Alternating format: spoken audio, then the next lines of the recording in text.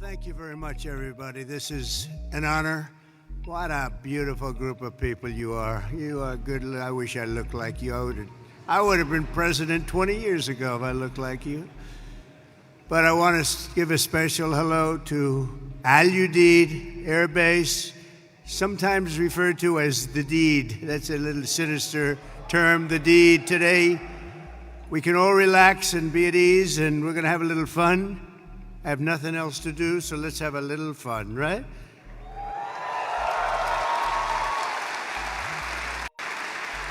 So I'm thrilled to be here with the men and women who embody American strength and pride, the warriors of the United States Armed Forces. It's an amazing group of people. You are, without a doubt, the greatest fighting force in the history of the world. That's the way it is. I said it last night. I said it strong. We have the strongest military in the world. There's not even a contest. We have the best equipment. Nobody has equipment like us. Nobody has the planes or the missiles or anything else. And as your Commander-in-Chief, I'm here to say that America's military will soon be bigger, better, stronger, and more powerful than ever before. We just did a budget. The budget was the highest by far, over $1 trillion. That's a lot. That's a lot of stuff, and hopefully it's peace through strength. Hopefully we don't have to use it, because if you use it, I feel sorry for the other guy, but we don't want to have to use it. I want to recognize a true warrior, and that's our Secretary of Defense. They put him through hell, the radical left did, and he's incredible. You know, he went to the best schools, he did the best stuff. He's a smart guy, and he's a great guy, and I just listened to his words standing backstage when he was speaking, and he really has it right on the peg. Pete Hegseth, he's going to be great. You're going to love this guy. You're going to love him.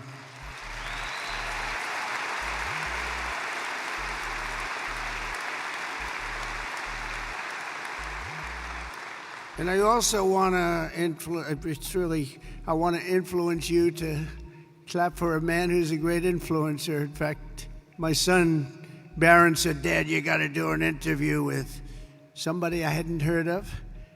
But my son knew very well. He knows everyone. He said, "Dad," this is before the election. You know, we won in a landslide, in case you hadn't known. But he said, "Dad, you got to do an interview with a guy named Theo Vaughn." I said, "Who the hell is Theo Vaughn?" He said, "Dad, he's such a big guy, you got to do an interview." So he knew all the names. I didn't know the names. And where is Theo? He's around here someplace, I think. Theo, thank you very much.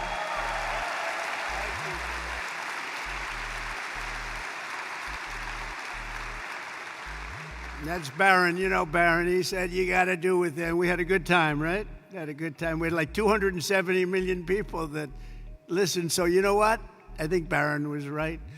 Thank you for being here, Theo. Appreciate it. Also, Lee Greenwood, right from the beginning, that song went on. And you know, that song was a successful song, but we made it the most, number one.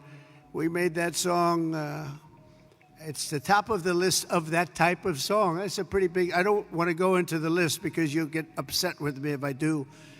Like the national anthem and things. It's like, and it became unbelievable.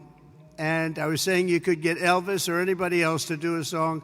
There's nothing, that was my intro song right from the beginning, because as you know, we won 3 elections, okay? And some people want us to do a 4th.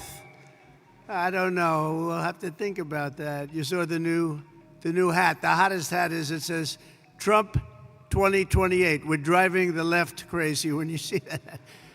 We didn't need that hat, but it's been an amazing period of time. And when Lee Greenwood did that song, it went from the first day. I came out, we played it. It was a great song, but we didn't know. And then I did it a second time, a third time.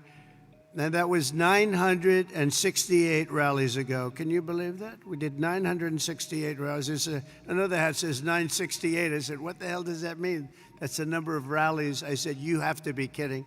But from the very beginning, and we played Lee's song, and it was the walk-on.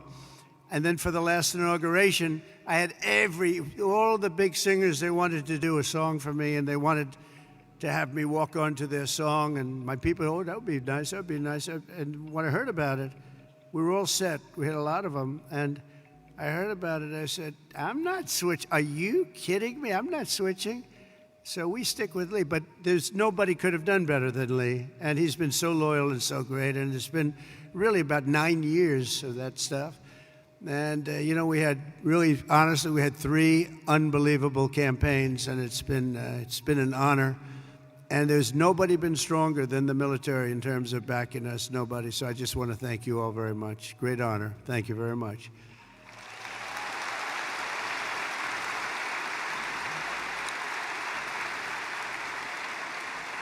And also with us today is really a great talent and somebody who's one of the most popular television hosts in history. Still looks young to me, but he's been doing it a long time. But he's an incredible man. He's always seems to take my side, and therefore I like him even more.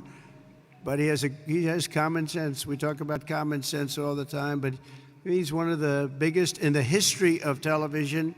The great Sean Hannity. He's here someplace. Sean, stand up wherever you are. Thank you, Sean. Thank you. Where is he? Thank you, Sean. Thank you, Sean. He was a little shy for a change. I've never seen that. We're also grateful to have a very excellent ambassador, Timmy Davis. Everybody loves him. Timmy, thank you very much. Thank you, Timmy. Along with your great military leaders, these are real leaders, these are real tough cookies. Lieutenant General Derek Trapper France, Major General David Shoemaker, Brigadier General Richard Deuce Dickens, Chief Master Sergeants Chris Murphy and Joshua Wiener, and Colonel Brian Ellis. We want to thank you, amazing people. They're real leaders, and this is one of the great bases anywhere in the world, and we're lucky to have them. Thank you very much, fellas.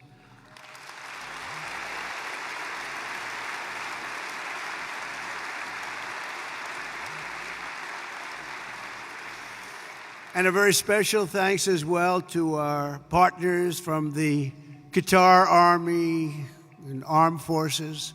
Let's give them a really special hand. They are so great. They are so great.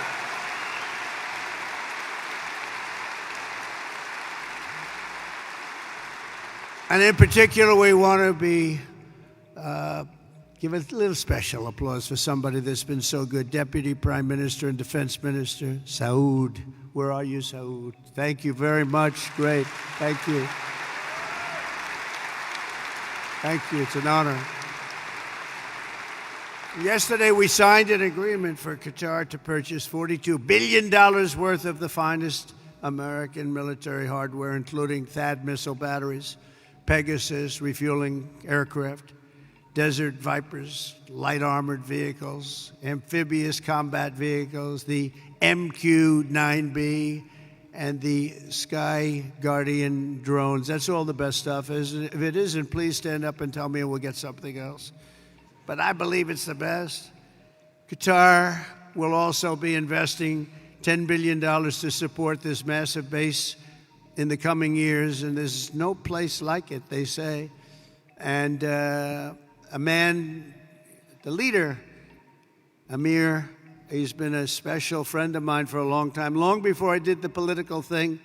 When he was a novice, he was a young guy, and we got to know each other, and we liked each other and got along long before I ever thought of running for president. And it's nice when you have that kind of a relationship. We got along right from the beginning. He's a special guy. He's a great leader of your country. So I want to just congratulate you on that, and all the Qatari people. A spectacular group, and it's an honor, and I don't think our friendship's ever been stronger than it is right now. It's you had the last administration. I don't know if they knew too much about what was happening, but this administration does, and you will never see anything like the relationship that we have. We just left Saudi Arabia, as you know, and you have a fantastic crown prince. He is a fantastic guy likewise, and we're going from here, we're going to UAE and United Arab Emirates, and we're going to see another leader. We have it's an amazing part of the world, and our relationship has never been stronger. And you're going to see that as time goes by. But with us, it's not words. As you know, I'm in the midst of a very historic trip, visiting the key partners in the Gulf. We had just some incredible stopovers and a wonderful day. Yesterday, we had the dinner, however, with His Highness, the Emir. And he is, I'm going to see him in a little while. I'm going to be saying goodbye to him, but we'll be saying hello again very, very soon. But no visit to the Gulf would be complete without stopping to salute the people who keep America safe, strong, and free, and the patriots of the United States Army, Navy, Space Force. I love Space Force.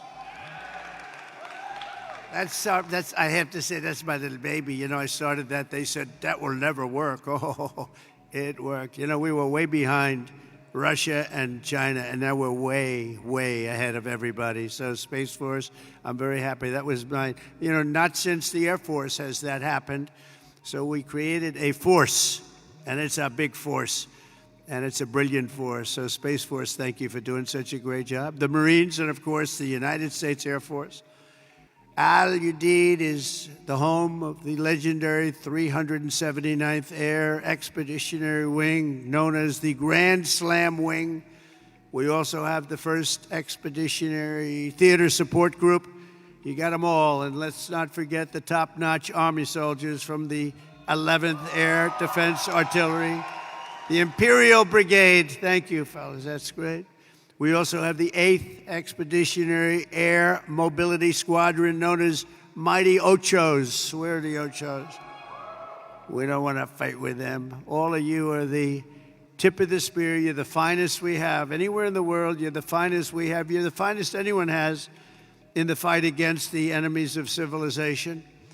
You're the people that are defeating chaos, combating terror, defending our interests, supporting our allies, securing our homeland, and making America incredibly proud. And you know what? Making America great again. That's what's happened. It's happened very fast. Happened very fast.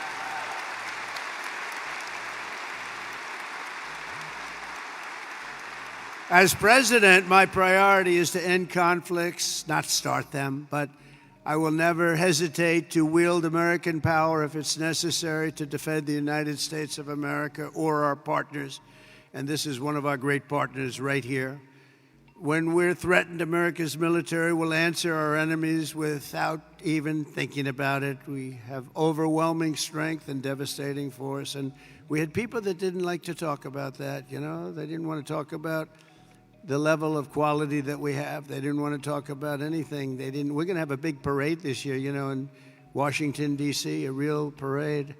And I'll tell you just a little story. A week ago, May 8th, I'd call up a certain country, and they said, oh, we're celebrating the victory of World War II today, sir. Oh, really? I'd speak to one of the presidents or prime ministers or whatever.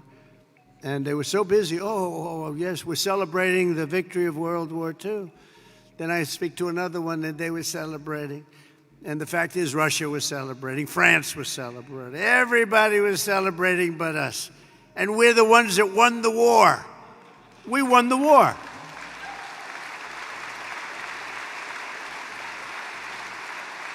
And they helped. But without us, they don't win the war. We're all speaking German.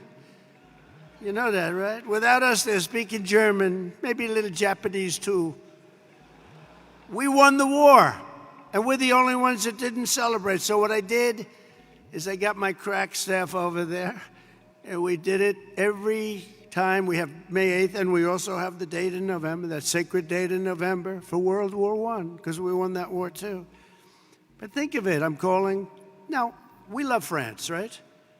But I think we did a little more to win the war than France did. Do we agree? You know, I don't want to be a wise guy.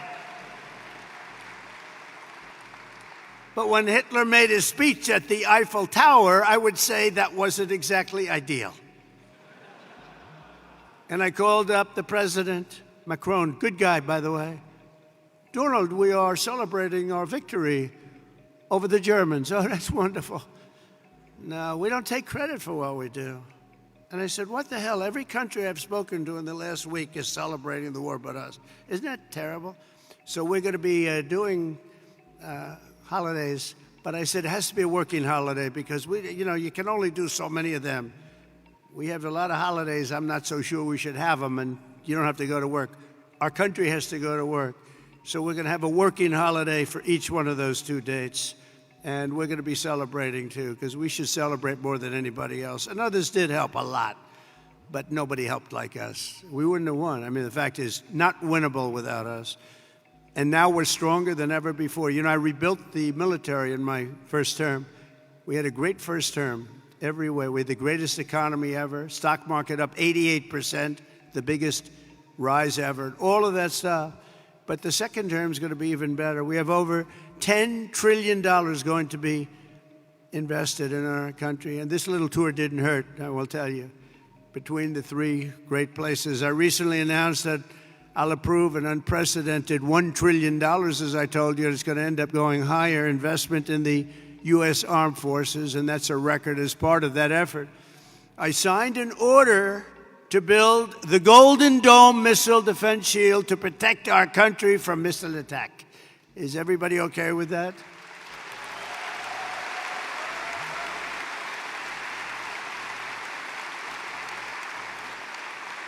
It was called the Iron Dome, but I changed it to the Golden Dome. I thought it was a little more beautiful, maybe a little more modern or something. But we're going to have it, and it's amazing, actually, what they do. It's going to cost many billions of dollars, all made in the USA. I want it all made in the USA. The days of making our parts all over the world because we have wonderful partners. No, it's America first now, America first. We're going to make it all in the USA. And we're going to, by the way, it's America first, but we're going to take care of other countries. We're going to have plenty left over because we're doing things now. 6 months ago, our country was laughed at. Now our country is respected again at a level that it hasn't seen in a long, long time.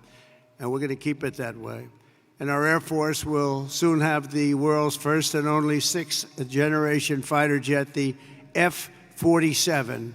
Why did they name it 47? Does anybody know? I don't know. That was a nice thing.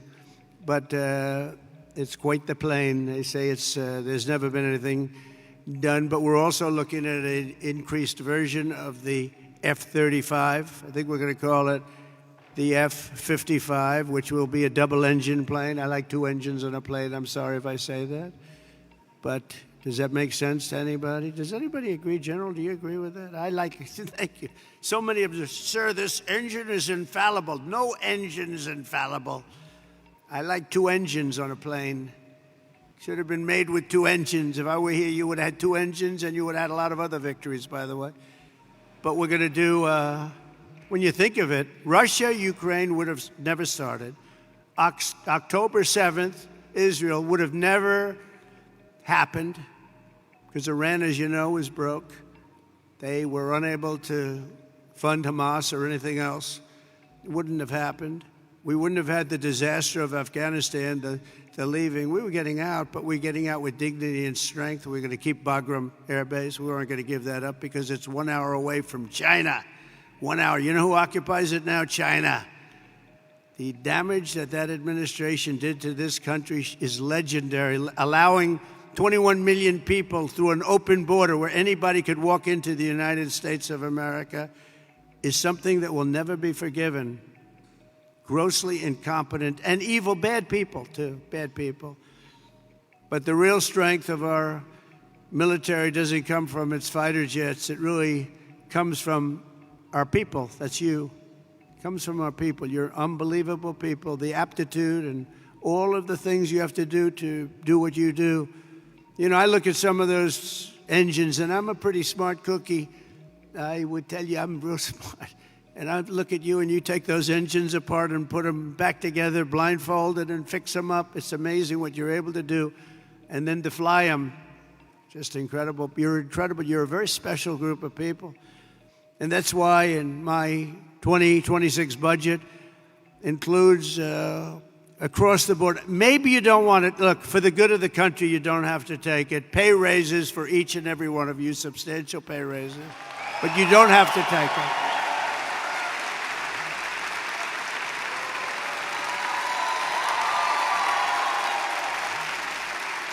You don't have to take it. You can go to your commanding officer and say, sir, I'd rather not take that pay. I love my country, sir. I refuse to take it. Anybody here, raise your hand, please, if you refuse to take it. Let's see here. All right. Well, at least we have smart people. That's good. So you do your duty for us, and as Commander-in-Chief, I will always do and fulfill my duty to you. That's what I'm doing. Under the Trump administration, we're liberating everything in our armed forces from really radical social experiments carried out under the previous administration and beyond that, and actually beyond that, and restoring the strong and fierce spirit of the American warrior and the American fighter. On day one, I signed an executive order stopping our service members from being forced to endure endless training sessions on political correctness. We don't care if you're politically correct. And I directed the reinstatement of all patriots expelled from our military by the COVID vaccine mandate, which should have never happened. They're being returned at their former rank with full back pay. Very important. After years of not making our enrollment targets, to me, this is the biggest thing. Our military suddenly has the best recruiting numbers that perhaps they've ever had, but certainly in 30 years. Think of that. You go back 6 months ago, we couldn't get people to join the military. Nobody wanted your job. Now everybody wants your job. So we went from having the worst numbers we've ever had in terms of recruitment. That included police officers also, firefighters, but police officers. But in the military, think of that. You couldn't get people to join the military, and now we're brimming over. We have the highest numbers we probably, minimum 30 years, but probably have ever had, because there's such an incredible spirit now in our country. We have a whole new spirit, and it began on a date, November 5th. That was Election Day. Under the Trump administration, America is back, and America's military is back, bigger, better, and stronger than ever before. Since my inauguration, service members stationed throughout this region have terminated 83 major terrorists operating across Iraq, Syria, and Somalia, including the number 2 just recently global leader of ISIS. And I knocked out ISIS, as you know, in my term. They said it was going to take 4 years. I said, why 4 years? That's a long time. And then I met a General Raisin Kane. He's now the head of the Joint Chiefs of Staff, right?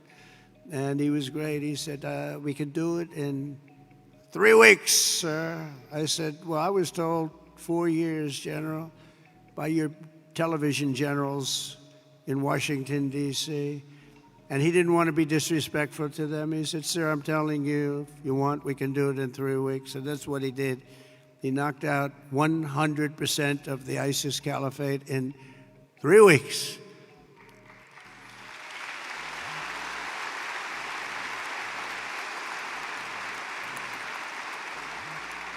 Should I tell you a little long, boring story about that?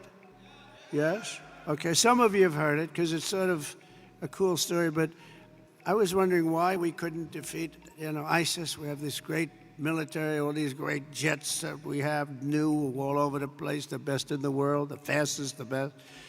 And I went out and I said to a certain general in Washington, D.C., a television general, not much. There's a real general on television. You have the television guys and you have the real generals. And I said, General, how long will it take us? Because it doesn't make sense. We're spending a lot of money on defeating ISIS, and they don't have great equipment. They, in many cases, don't even have equipment. They're vicious, and they are good fighters. We always have to respect that. Sir, it'll take at least 5 years, sir. I said, 5 years? That's a long time.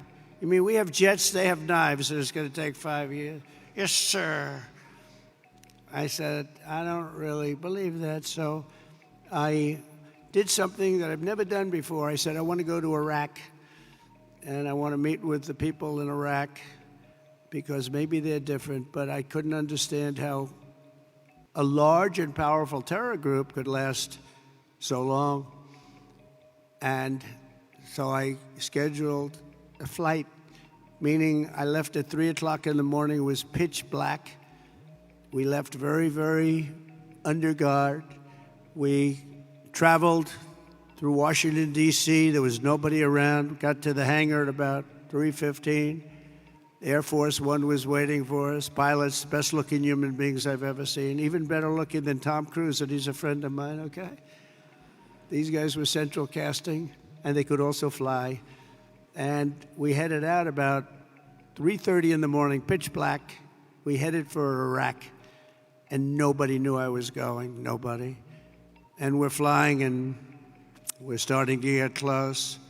And they come to see me, and they say, "Sir, we have a problem." "What?" "We're flying over enemy territory very soon, sir. Could we please turn off your lights?" I said, "My lights? We're flying in Air Force One. We just spent trillions of dollars on fighting, and you can't fly in with lights on?" "No, sir, it's very, very dangerous out there." So I said, "Oh, obviously turn them off." Then he comes in addition to the lights, we want to turn down the shades. So I said, "You mean not even shades?" "Okay, we turn down the shades." Then I said, "I want to go upstairs." This is 747, 2 levels, beautiful plane. Just ordered new ones, by the way, beautiful new ones. And Boeing just, by the way, did the biggest order in the history of Boeing.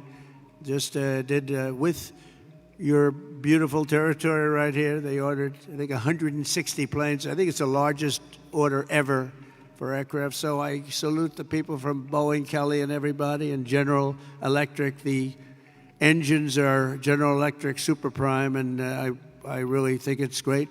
Congratulations. But I go up to see the pilots because I love sitting with the pilots. I admire their skill. I really do. And amazing, especially at a certain level. And when you fly Air Force One, supposedly you're the best pilot.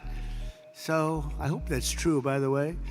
But it seems to be. I have no complaints. We land, it's like always landing like glass. I've had pilots where when you land, it's not a pretty picture. In fact, you admire the plane so much for being able to keep apart. You know, I mean, sometimes I land with some of these guys. You're bouncing down the runway. I'm saying these planes are amazing that they don't crack up.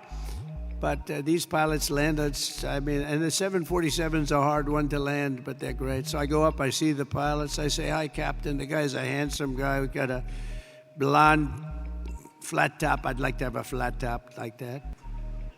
I don't know if the hair's good enough for that. I don't think so. I don't think I'm going to try it either. But perfect person, and I look at the right, he's perfect. Everybody was perfect. They're like perfect human beings. I said, "How are we doing, Captain?" "We're doing fine, sir. We'll be there in half hour, sir." I said, "They want the lights turned off, Captain." And they do, "Yes, sir, they're doing the right thing." "Oh, that's great, Captain. It's great." So now we're 15 more minutes, and all of a sudden, and most of you know this sound because that's what you do, but you have the computer voice, a beautiful voice where it says 1,900. They're talking about feet.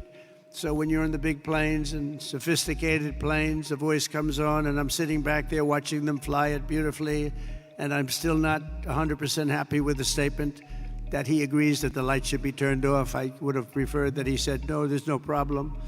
But that's not what he said. So we're going through, and it goes 1,900, 800, 700. Talking about feet. Now, 700 is getting pretty close to the ground. I don't see a thing. There's no lights. There's no runway. And I've done this a lot. And I always see the runway in the distance. I have fairly good eyes. I'd say for my age, extremely good eyes. And I don't see a runway. 600, 500. "Captain, are we okay?" "Yes, sir. We'll be landing in just a few minutes, sir." 400. "Captain, are we okay? I don't see a runway up there, Captain." "Oh, we're fine, sir. No problem, sir." 300, 200. I'm saying, "Captain, you sure we're okay here?" And he said, "We're fine, sir." And then, boom, just lands that thing so beautifully. And I see, they had no light, they had no nothing. I don't know how the hell they do it, okay? All I know is we landed like And for him, it was routine. And I'm trying to pretend I'm cool as a cucumber. You know, I'm your president. I'm supposed to be cool as a cucumber. And I'm like, you know, I'm like, I'm not happy. But after we land, I actually went to my people and I said, I want to ask you a question. I did a very brave thing just there. Is the president allowed to designate himself for the Congressional Medal of Honor? And they said, sir, honestly, that wouldn't be good. I said, okay. So anyway, we get it. I kid. You know, I have to say I kid because the fake news is back there, and they'll actually, no, it's true. And they'll say that the president wanted to give himself the Congressional Medal of Honor, and he was talked out of it by his staff. So anyway, so I get, the door opens, we have a platform, and I look down, and I see these are all specimens, just like you guys are all perfect people. And I'm seeing a couple of generals, a couple of staff sergeants, and drill sergeants, but everybody's like from a movie. And I walk out of the plane and meet the first gentleman. And I said, what's your name? He said, Kane, sir, my name is Kane. And I said, hello, Kane, what's your first name? Well, they call me Raisin. I said, wait a minute, Raisin, you mean like Raisin Kane? Yes, sir, that's what they call me. General, I love you. You're the guy I'm looking for, General. You're the guy I'm looking for. So it's Raisin Kane. It's Daniel Kane, but Raisin Kane, that's what they call him. Then I met another general. I met a colonel. I met a sergeant. They said, sir, would you like to rest? I said, what do you mean rest? I've been resting on the plane. I don't want to rest. What do I have to rest for? He was thinking about Biden to come, okay? Biden would have rested the entire trip. First of all, he wouldn't have made the trip. But if he landed, he would have been rested for about 5 days before he had the first meeting. I said, no, let's go have the meeting because I want to find out what's going on over here. We're spending a lot of money, and people are being killed.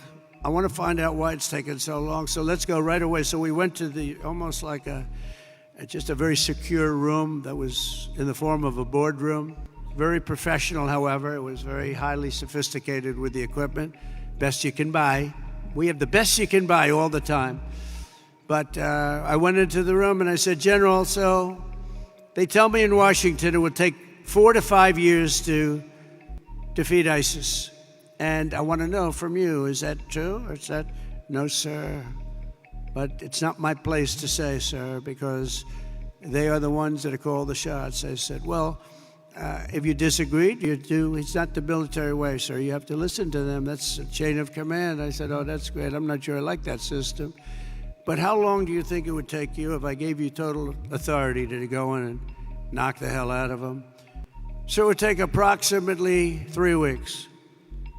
I say it again, General. I was told 5 years. Sir, it'll take 3 weeks and you'll have time left over. I said, you got to be kidding me. Where the hell have you been? And then I sort of was really in disbelief because I said, I've been hearing for so long, we've been fighting it. How long will we fight him? 18 years or something? And here's the guy telling me 3 weeks. So I said, General, how do you do it in 3 weeks? He says, well, sir, I don't like saying this because I do have people in Washington, but I'm going to say it. We have portable stations, we have portable runways, we have runways all over the place, we have other bases, and we're being forced to fight them from a very far away, distant base, which is right here. And by the time we get there, we have to come back because there's no fuel and we're way too far away, sir. And they're over here, and he shows me a map, and we're over here, and we're all the way here, sir. I said, why didn't they use the other bases? Well, they didn't want to disturb the country where those bases were located. I said, we give those countries billions of dollars. We can disturb them a little bit. They wouldn't know what we're doing anyway. Are they going to know where the planes are going? Not really, sir. I said, so what would you do different? He said, well, sir, I'd start from here, and he went through a whole thing. And I'd hit him from the left. I'd hit him from the right. I'd hit him from underneath. I'd hit him from the top. I'd hit him from every angle, sir. I'd hit him so hard and so fast they wouldn't know what the hell is happening. I said, and you think you can do that in 3 weeks? Yes, sir, and we're going to have time left over. And I said, let me think about it, General. I went back to Washington, and I spoke to a couple of people, and they said, I don't think so, sir. I think you're talking about years of fighting. And then I called the general and I said, "So, General, you still think you can do it in 3 weeks?" A lot of people think you can't even come close to that. "Sir, we'll have time left over." I said, "Go to it, General, go to it." "Thank you, sir." And he hit the hell out of him. He hit the hell out of him.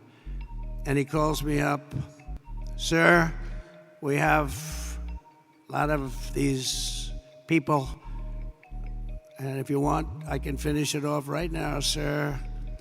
I said, "Well, I don't know. That's a lot. It's a lot of people." "Well, these people are not good people, sir. These are not good people. You'll feel better about it." "Well, they're not good people, but they're people, aren't they?" And he goes, I said, "You know what? Why don't you buzz them for a little while, and maybe after a day or two of buzzing them, they'll surrender." "They don't know about surrendering, sir." "Well, maybe they'll raise the white flag." "They don't have a white flag, sir." I said, "Well, give it a shot anyway." He said, "All we're going to do is take a couple of bullet holes in our wings." You guys know about that, right? And I said, "Well, let's give it a shot." And he calls up and says, "Let me do the job, sir." I said, "All right, do the job." And we defeated 100% of the ISIS caliphate in just a very short little period of time. Totally different from what I was told in Washington, D.C. by a bunch of frickin' losers, okay? Losers. And that's the beginning. And I took that general and made him the head of the Joint Chiefs of Staff, as I told you. And he's going to be great, and he's highly respected by everybody. Just a different kind of respect, too. It's a real respect. But we can do our job better than anybody in the world, but you have to have the leadership of the top at the top. And we're doing that. We're finding, we let a lot of 4 stars go. A lot of 4. We had more 4 stars. We had, I think, 425 4 stars in World War II, which, by the way, we won. In World War II, we had 187 generals. And we had like 425 generals now, without really a war. And so we made a lot of changes, and we have the best. We have the best. We worked hard to figure the best, the real ones. We want the real generals, not the fake generals, and not the political generals, too. So we have something that's special, but it can show you really what happened. We also just apprehended, as an example, the ISIS terrorist of the Albrecht Grab, the one that caused all of the problems in Afghanistan, caused unbelievable destruction. We lost 13 great soldiers. I got to know the parents and the families of those soldiers. But you know what they don't say is the ones who were so horribly wounded, which were many. And hundreds of people were killed from the other side. I always include that. That should have never happened. That whole mess should have never happened.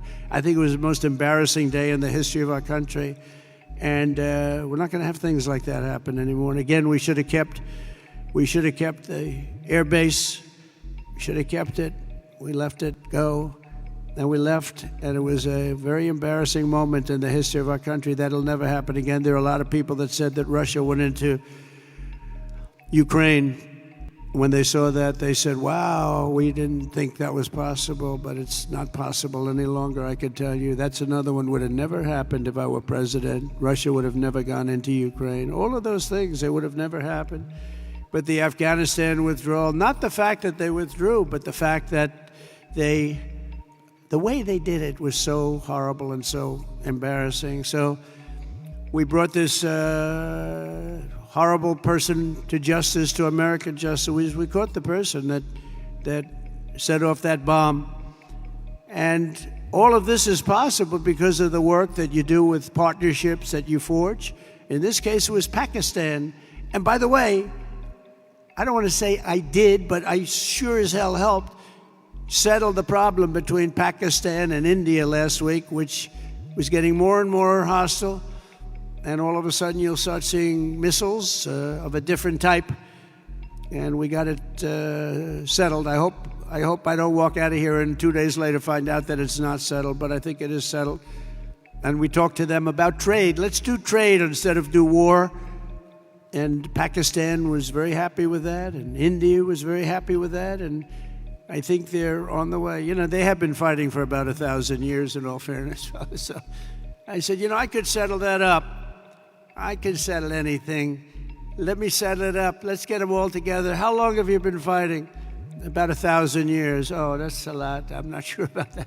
I'm not sure about settling. That's a tough one. They've been fighting for a long time.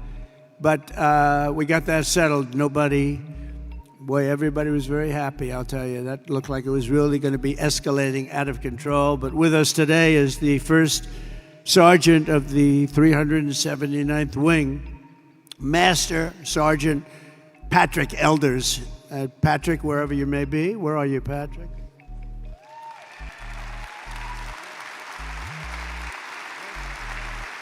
Handsome guy.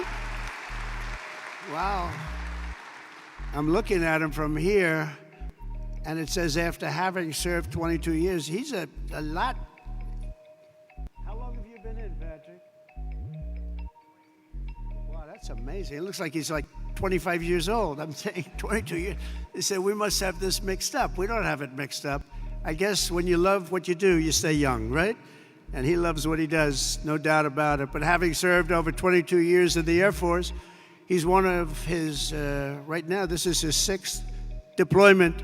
But this time it's a little different because his stepson, Airman First Class Ashton Inman, is on his own first ever deployment nearby in Kuwait, right now in Kuwait, which is really incredible. Master Sergeant Elders is proud that 2 generations of his family are now serving the same mission in the same theater, protecting the same great American flag. So say hello to him. Thank you very much. Very nice. A lot of stories like that. A lot of stories like that, and I want to thank Airman First Class Inman also very much. That's a great story. That's a great story, and we have many of them. I guarantee in this room right now there are many such stories. There are several married couples serving side by side in uniform at this base, including Staff Sergeants Tyler and Paige Duck. Where is Tyler and Paige?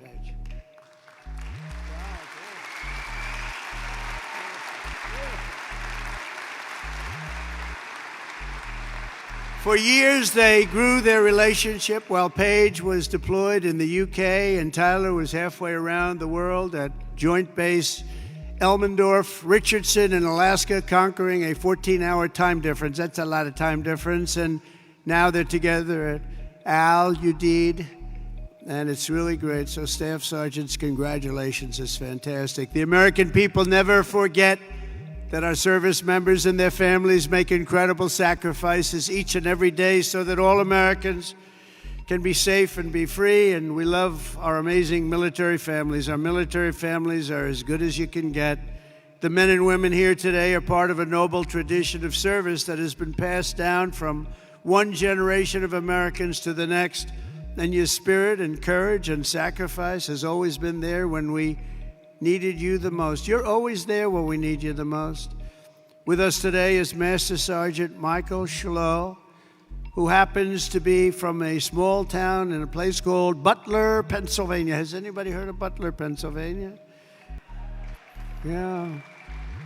Michael is a member of the Air Force Reserve as well as Butler County Corrections Officer. And last July 13th, he attended the rally where an assassin tried to take my life. He gave it a shot. Not good. That was someday.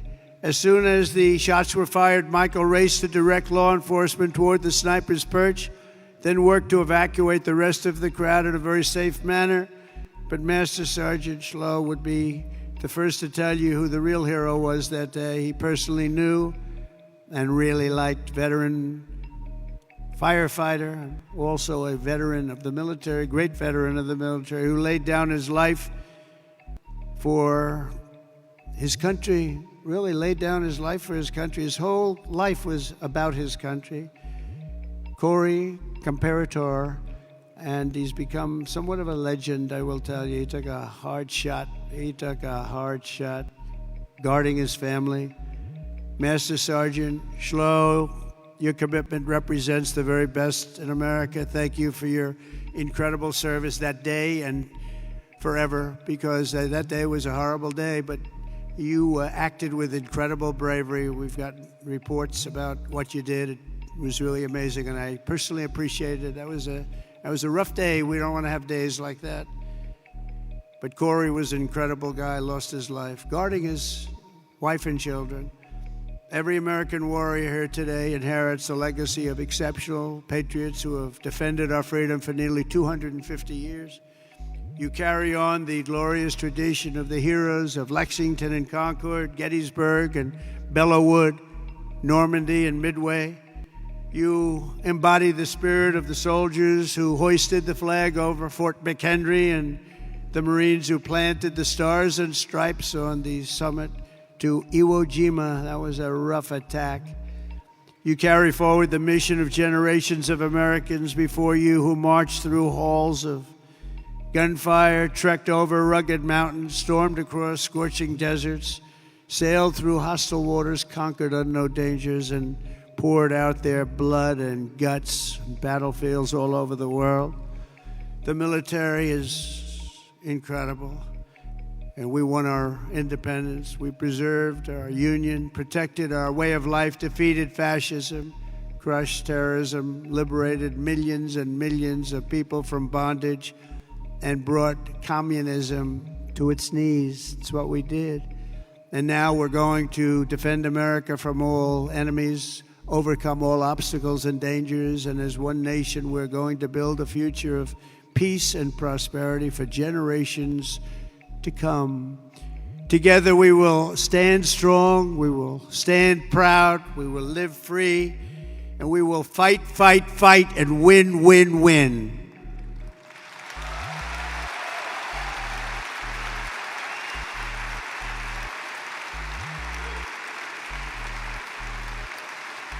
So, my trip is 4.5 days, but this is the one I was so looking forward because I'm with the people that I really love and respect.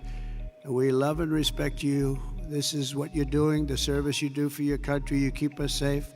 There is no more important profession. And I was so proud to see those reports coming in just a few days ago saying that the enrollment is at the highest level ever, especially when I had to suffer running against a group of people that were very inappropriate, where they allowed that reputation of what you stood for and what you stand for to deteriorate to a point where we weren't able to recruit. So just remember this, you have a job now that everybody wants. Everybody wants to be doing what you're doing. It's a special job, and I'm so proud. When I saw those numbers come across the board that we set the record for enrollment in the military, and we took that from the exact opposite just 6 months before. I was very, very proud of that. We have a great country. We have a proud country. We have a country that's respected all over the world. And as I said before, a year ago we were laughed at, but nobody's laughing at our country anymore. We're the most respected country anywhere in the world. And thank you very much, and enjoy your lives, and God bless America. Thank you very much. Thank you.